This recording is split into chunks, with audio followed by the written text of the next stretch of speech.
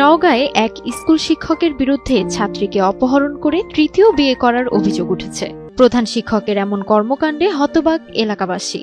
অভিযুক্ত শিক্ষককে নিয়ে চলছে আলোচনা সমালোচনা।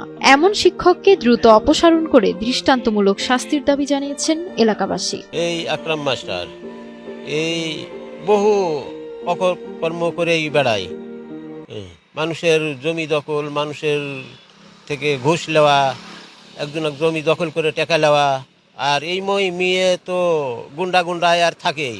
মুক্তিযোদ্ধা মেমোরিয়াল বালিকা উচ্চ বিদ্যালয়ের প্রধান শিক্ষক আকরামের শাস্তির দাবি করতেছি। এ বারবার একই ঘটনা ঘটাইতেছে, যে বিয়ে করতেছে, প্রেম করতেছে, প্রেম করে প্রেম যখন প্রকাশ পাচ্ছে, মানুষ জানাজানি হচ্ছে, তাকে বিয়ে করতেছে।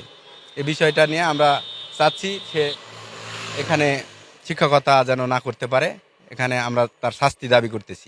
নওগাঁর মান্দা উপজেলার মুক্তিযোদ্ধা মেমোরিয়াল বালিকা উচ্চ বিদ্যালয়ের প্রধান শিক্ষক আকরাম হোসেন একই বিদ্যালয়ের এসএসসি পরীক্ষার্থীকে তৃতীয় স্ত্রী হিসেবে এবছরের স্বাধীনতা দিবসে বিয়ে করেন। ওই মেয়ের পরিবারের অভিযোগ, তাকে অপহরণ করে জোর করে বিয়ে করেন শিক্ষক আকরাম হোসেন।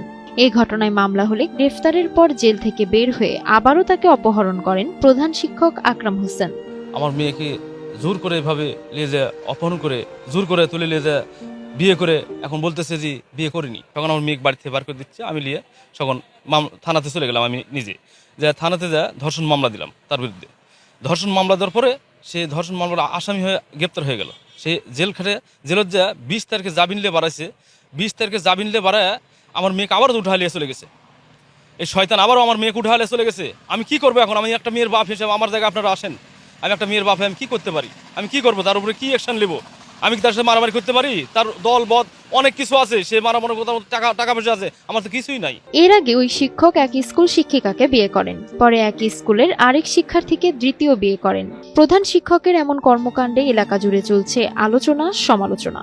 ঘটনার পর থেকে স্কুলে যেতে ভয় পাচ্ছে শিক্ষার্থীরা। তার শাস্তির দাবি জানান স্থানীয়রা। আমাদের মহল্লার যত লোকজন আছে সকলে আমরা অভিভাবক যারা আছি আমরা চাই যে আকরাম মাস্টারকে এই প্রতিষ্ঠান থেকে চাকরিচ্যুত করা হোক। প্রতিবাদ করেছি, প্রতিবাদ করার জন্য আরো 3-4 জন লোক সহ উনি সহ গাড়ি করে তুলে অতিরিক্ত মারধর করেছে। আপনাদের কাছে প্রতিবাদ যে আপনারা কিভাবে সুষ্ঠুভাবে এই বিচার এই প্রতিষ্ঠান থেকে উনি যেন উঠে যায়, এই প্রতিষ্ঠানে যেন উনি নাম আনতে পারে, এই মতন কাজ আপনারা সবকিছু করে দেন। ধর্ষণ এবং অপহরণের অভিযোগে মেয়ের বাবা একটি মামলা করেন।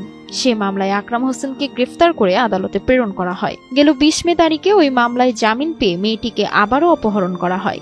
এই ঘটনায় মেয়ের বাবা থানায় আবারও একটি মামলা করেন। আসামিকে ধরার চেষ্টা চলছে। একটা নাবালিকা মেয়েকে নিয়ে তার বাড়িতে রাখি, পরবর্তীতে তার বাবা থানায় লিখিত অভিযোগ দিলে আমরা অভিযোগটি আমলে নিয়ে মামলা নেই। তারপরে পরবর্তীতে আসামিকে গ্রেপ্তার করি, মেয়েকে উদ্ধারপূর্বক তার বাবার কাছে আদালতের মাধ্যমে তার বাবাকে দেওয়া হয়।